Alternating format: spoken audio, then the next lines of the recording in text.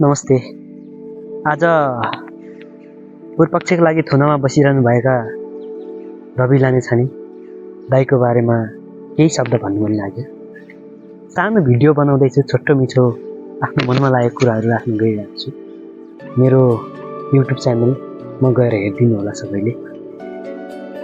कस्तो लाग्छ कमेन्ट गरिदिनु होला। तपाईँहरूको सल्लाह सुझाव कस्तो हो कमेन्टमा राखिदिनु होला। आफ्नो राय राखिदिनु होला। सबैले एउटै नराख्न सक्छ। कस्तो लाग्छ, जे जस्तो लाग्छ त्यस्तै कमेन्ट गरिदिनु होला। आफ्नो सुझाव राखिदिनु होला र यो भिडियो अन्तिमसम्म हेरिदिनु होला।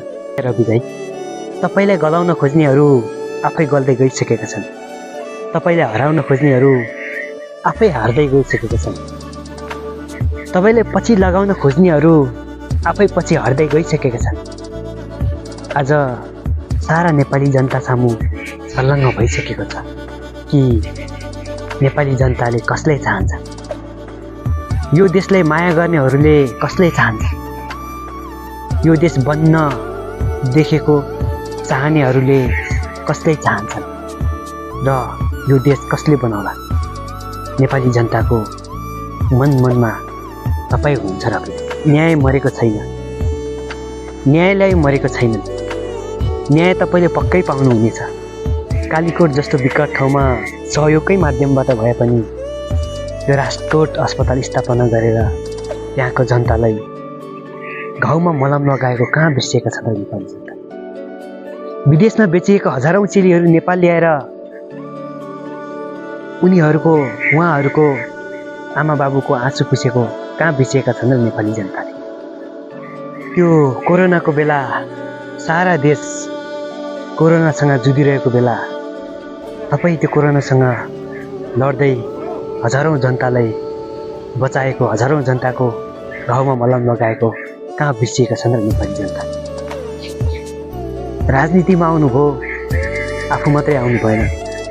आफूसँगै 21 जना होनहार देशलाई केही गर्छु भन्ने व्यक्तिहरू र देश विकास गर्नुपर्छ, हामी आफै मिलेर देश विकास गर्नुपर्छ, सँगै मिलेर देश विकास गर्नुपर्छ, एकजुट भएर देश विकास गर्नुपर्छ भन्ने ती होनहार व्यक्तिहरूलाई एकैसाथ देश विकासमा एकजुट भएर जान्छु भन्ने ती युवाहरूलाई हातमा हात, काँधमा काँध र आफ्नै साथमा लिएर गएको कहाँ बिर्सेका छन् नेपाली जनता।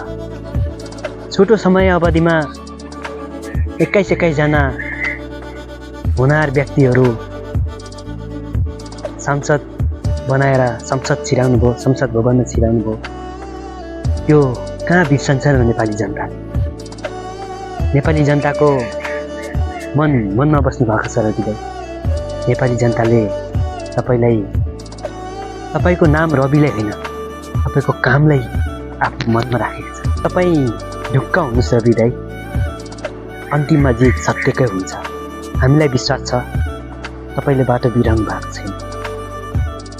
यो नेपाली जनताको आशा तपाईँले मार्नु भएको छैन। हामी नेपाली जनताको आशा तपाईँले कहिले मार्न सक्नुहुन्न। आज तपाईँको नामदेखि तर्सिन्छन् ती पुराना दलहरू। आज तपाईँको कामदेखि डराइरहेको छ ती पुराना दलहरू। भोलि के होला, हामी सत्तामा आउन सकिएला कि नसकिएला। यी नयाँ भनाउँदा दलहरूले हामीलाई पाखा लगाउने पो हुन् कि भनेर उनीहरूको मनमा ढ्याङ्ग्रो बजिरहेको छ। तर रवि दाइ, ढ्याङ्ग्रो बजाउनै पर्छ। 30 वर्षदेखि नेपाली राजनीतिमा राज गरेका यी पुराना दलहरूलाई पाखा त लगाउनै पर्छ। त्यही भएर रवि दाइ, तपाईँ नेपाली जनताको मनमा बस्नु भएको छ। हामीलाई विश्वास छ कि तपाईँले गलत गर्नु भएको छैन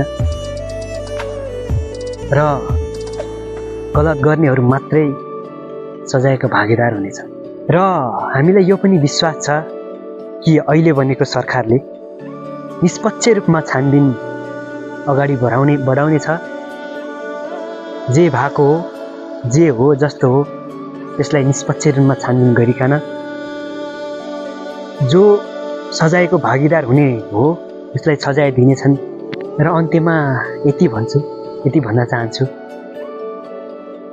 कि रवि दाइ, नेपाली जनताले तपाईँले कुरिरहेका छन् र जो सत्य हो त्यसलाई नेपाली जनताले सधैँ कुरिरहेछन्, सधैँ आश गरिरहनेछन्। नेपाली जनताको आश तपाईँले मर्न दिनुहुने छैन, यो हामी सारा नेपाली जनताले विश्वास गर्नेछौँ। जबसम्म तपाईँ सत्य हुनुहुन्छ तबसम्म नेपाली जनता तपाईँको साथमा हुनेछन्।